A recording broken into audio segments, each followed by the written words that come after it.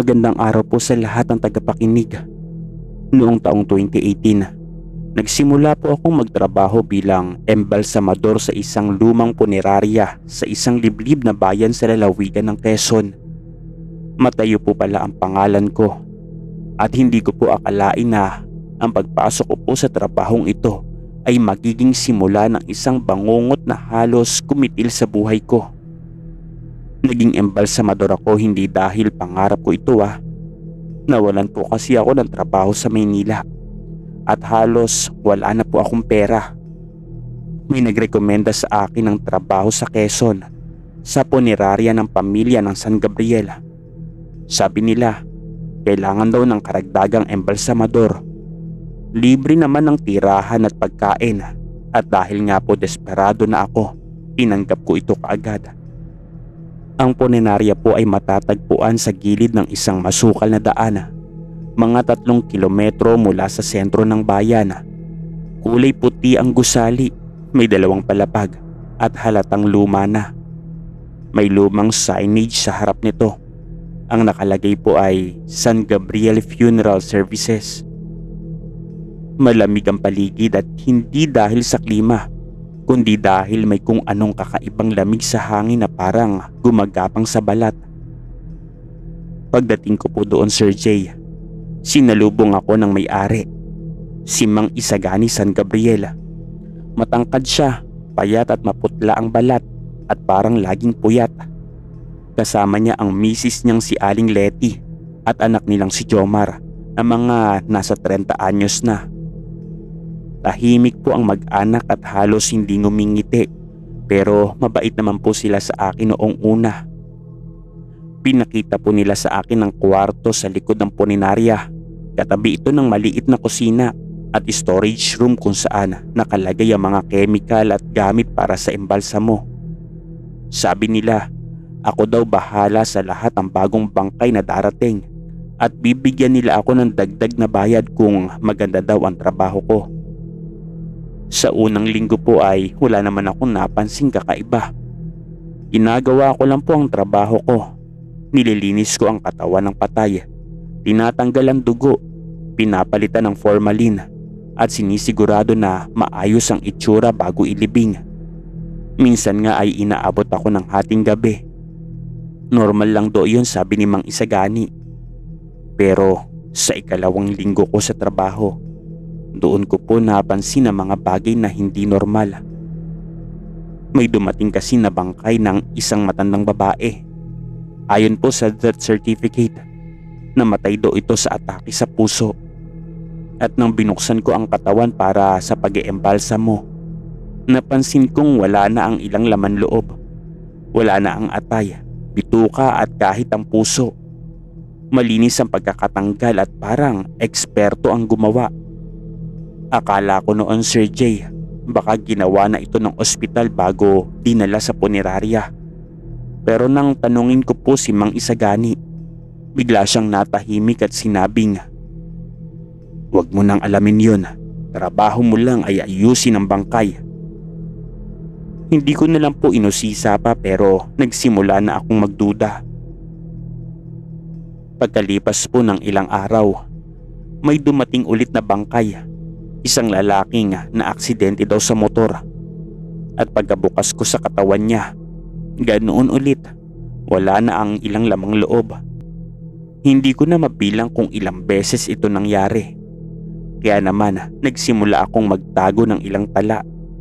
Isinulat ko sa isang maliit na notebook ang bawat detalye ng mga nawawalang parte ng katawan ng mga patay. Hanggang sa isang gabi, hindi po ako makatulog.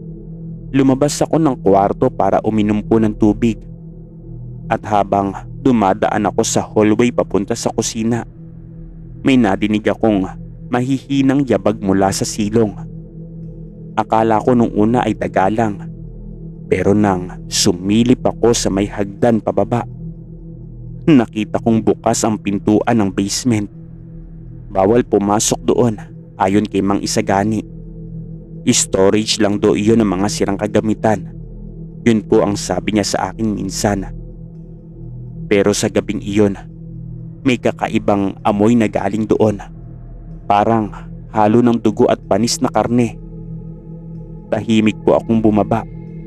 Dahan-dahan ang bawat hakbang at nang makarating ako sa pintuan, nakatinig ako ng mga parang tunog ng pagnguya at parang may kinakain. Sumilip ako. Ang ilaw sa loob ng basement ay mahinang kulay dilaw. Sa liwanag ay nakita ko ang tatlong magkakapamilya. Si Mang Isagani, Aling Letty at si Jomar. Nakapalibot sa isang mesa at nakahiga doon ang isang bangkay. Wala nang balat sa dibdib nito at nakalabas sa mga laman loob. Isa-isa nila itong kinakain.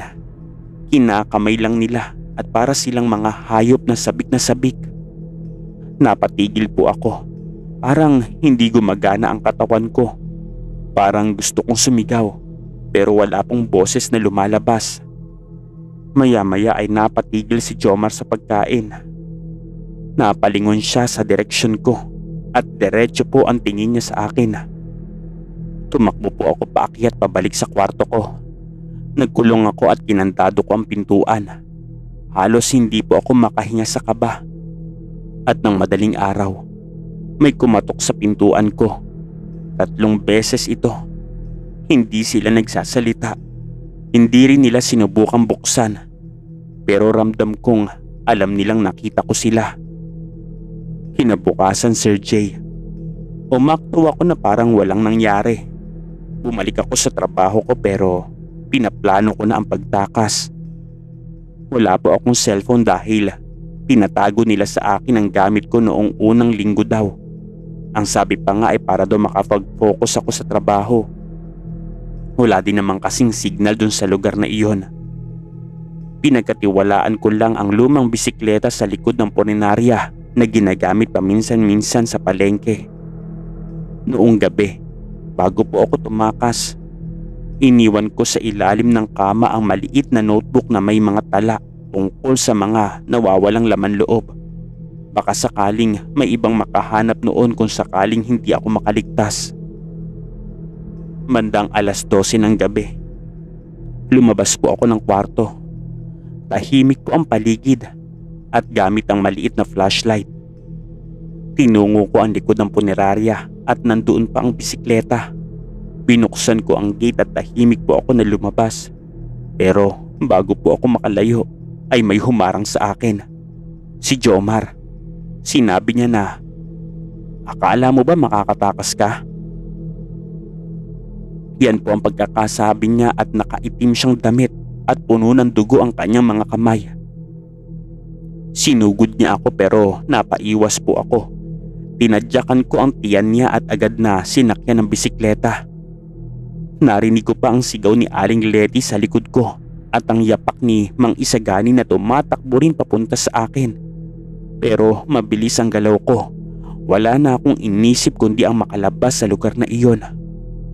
Hindi ko alam kung paano ko nagawang magbisikleta ng halos 10 kilometro sa dilim. Pero bago pa mag-alauna ng madaling araw, nakarating ako sa barangay outpost sa bayan. Duguan ang bisig ko dahil nadulas po ako sa kalsada sa gitna ng pagtakbo. Pero hindi ko na po ininda iyon. Isinumbong ko agad ang buong pangyayari.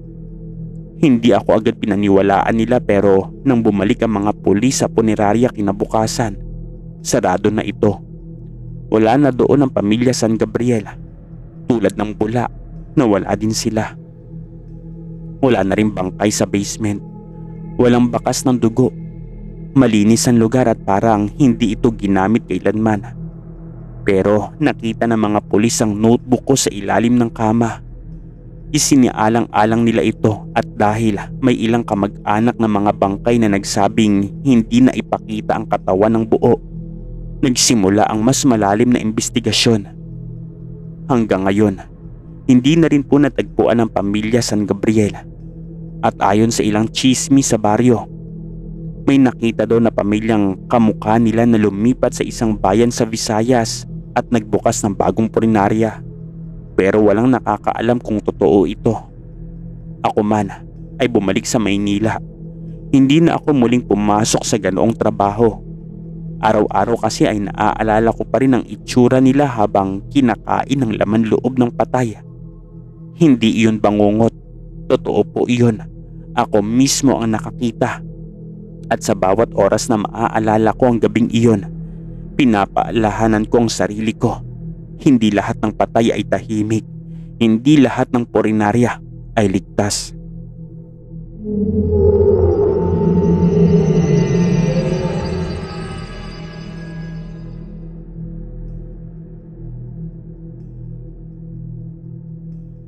Noong taong 1991, nang magsimula ang mga kahina-hinalang insidente sa bayan ng Santa Lucia, isang tahimik na lugar sa probinsya ng Quezon.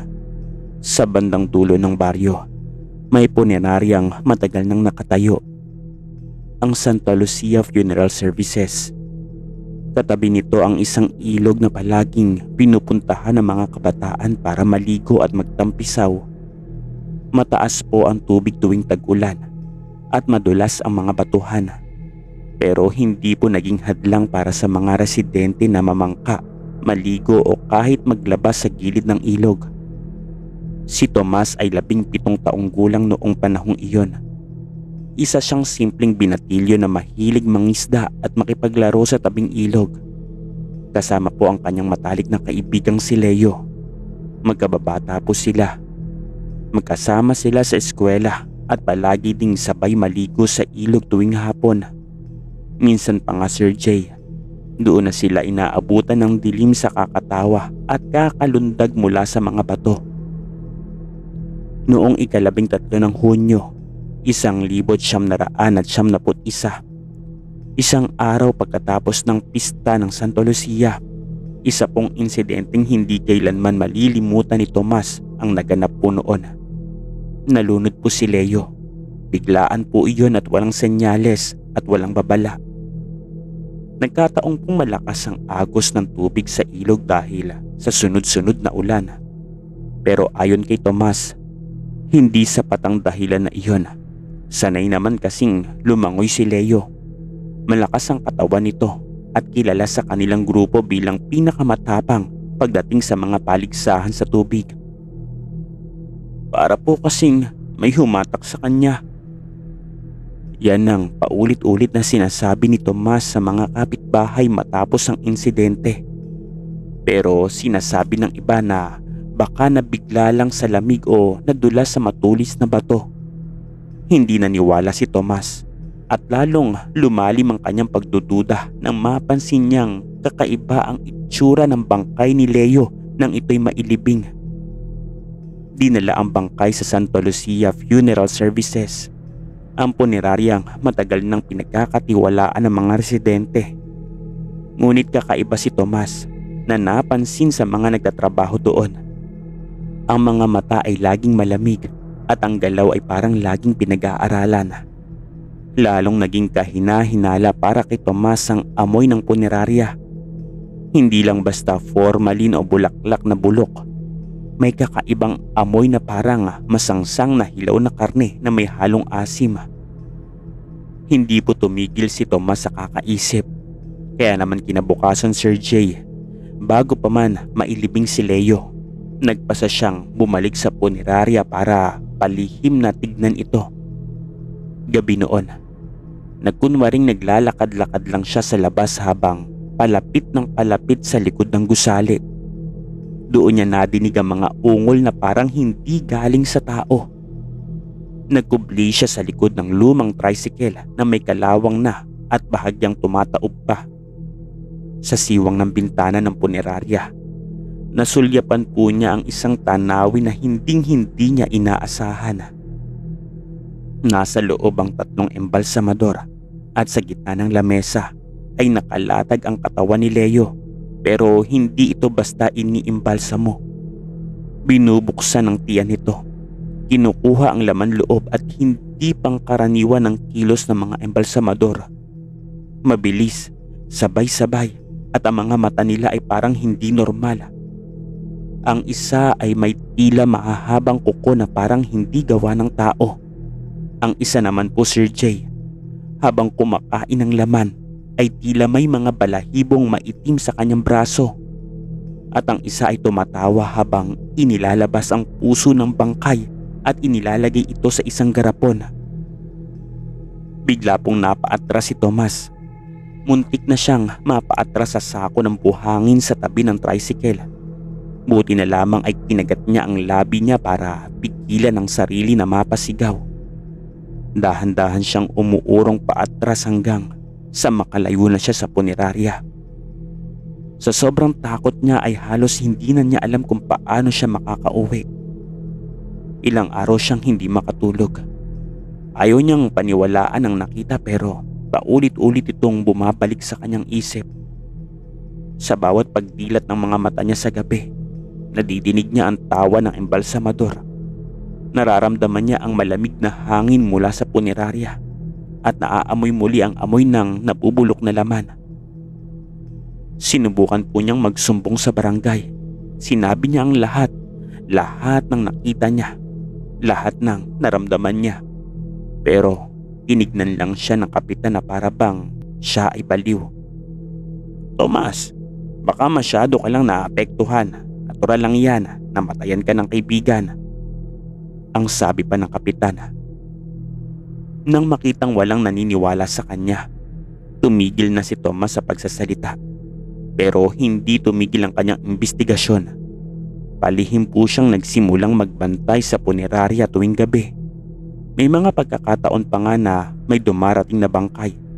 Pero sa halip na ayusin para sa burol, dire-diretso ito sa likod ng gusali at hindi na ito lumalabas pa. May isang gabi pa nga na nakita niyang may ambulansyang dumating. Ngunit sa halip na katawan ng patay ang dala, parang taong buhay pero walang malay. Walang makakapagsabi kung ito ba ay patay na o hindi. Nagtaka siya kung bakit walang sino man ng pamilya ng patay ang naroon. At kinabukasan, walang balitang may namatay sa baryo. At habang tumatagal, Sir Jay, lalong nagiging malinaw sa kanya ang punerarya ay hindi simpleng bahay para sa mga patay. Isa itong taguan, isa itong kuta, at ang mga nagtatrabaho doon ay hindi tao. Ilang araw pa ang lumipas at natuklasan niyang halos lahat ng nalunod sa ilog ay dinadala sa puneraryang iyon. At ang mas nakakapagtaka pa, maraming mga kaso ang pagkawala na hindi nauulat. Mga batang naliligo sa ilog na hindi na muling natagpuan ng katawan. Taong 1973, 2 taon matapos mamatay si Leo, nawala po si Maribel. Isang 10 taong gulang na babae. Mula sa mismong pangpang ng ilog ay bigla daw itong nawala habang naliligo. Ayon po sa mga kasamahan nito, sumisid daw ito at hindi na muling lumutang pa. Kinabukasan, dumaan si Tomas sa punerarya. Wala pang 2 araw mula sa pagkawala ay nandoon na si Maribel. Patay na at ang dahilan ng pagkamatay ay pagkalunod. Pero may kakaiba po sa bangkay. Halos walang mata. Punit ang mga gilid ng labi. Parang pinilit ngumiti ng sapilitan. Hindi ito nalunod. Para itong ginamitan ng puwersa. Doon na tuluyang nabuo kay Tomas ang plano niyang tumakas at manahimik. Lumapit siya sa isang tiyo niya na nakatira sa Tanay Rizal doon. Lumapit siya sa kanyang tiyo na nakatira sa Tanay Rizal. Doon siya nanirahan simula taong 1974. Nag-aral siya doon, nagtrabaho at hindi na bumalik pa sa Santa Lucia. Ngunit kahit gaano kalayo ang narating niya, dala pa rin niya sa isipan ang bangungot na nakita po niya noon. Tuwing sumasapit ng Hunyo, napapanaginipan niya ang mukha ni Leo, si Maribel at ang 3 embalsamador. Taong 2010, isang gabi habang nanonood siya ng balita sa TV, nabanggit ang isang ulat tungkol sa isang sunog na nangyari sa punerarya sa bayan ng Santa Lucia. Isa lang ang natupok sa sunog, ang Santa Lucia Funeral Services. Wala doon natagpo ang katawan. Wala din nakakaalam kung paano ito nasunog. Mabilis at lubusang natupok ang buong gusali. Napahawak po si Tomas sa kanyang dibdib. Hindi niya alam kung ano ang nararamdaman niya, takot ba o ginhawa. Pero isang bagay ang sigurado siya. Kahit wala na ang punerarya, ang alaala ng mga naranasan niya ay habang buhay na mananatili sa kanya. Hindi siya sigurado kung napatay nga sa sunog ang mga aswang na nagtatrabaho doon. O baka lumipat lang sila sa ibang lugar. Baka may bago na silang punerarya sa ibang probinsya. Baka sa mga oras na iyon, may isa na namang batang naliligo sa ilog na hindi na makikita pa kinabukasan. At habang buhay niyang dala ang lihim na iyon.